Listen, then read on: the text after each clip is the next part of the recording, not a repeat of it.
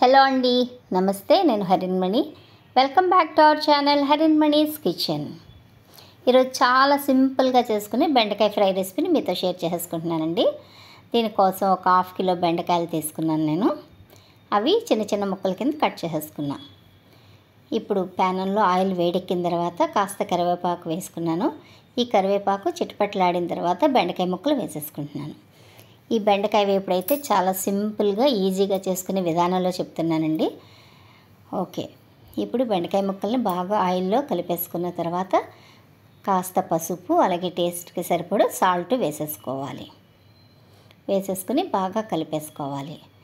ఇది కూడా ఒక వీడియోయా అని అనుకోవద్దండి. ఇలాంటి వంటకం కూడా తెలియని వాళ్ళు చాలామంది ఉంటారు.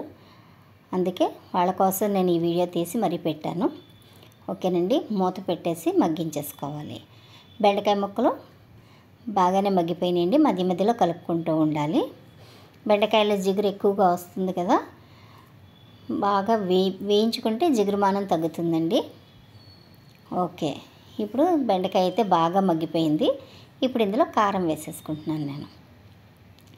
కారం వేసేసి ముక్కలంతటికీ బాగా కలిసేలాగా బాగా కలిపేసుకోవాలి.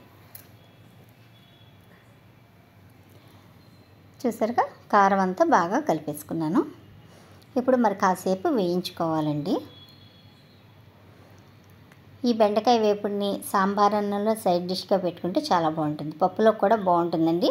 రైస్లో కూడా కలుపుకోవచ్చు, అలాగే చపాతీల్లో కూడా చాలా బాగుంటుంది. మీరు ఎందులో వేసుకున్నా కూడా ఈ బెండకాయ వేపుడు చాలా బాగుంటుంది.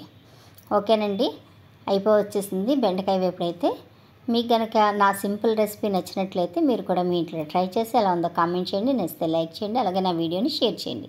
మరిన్ని రుచికరమైన వంటల కోసం నా ఛానల్ని సబ్స్క్రైబ్ చేసుకోండి. Thank you for watching.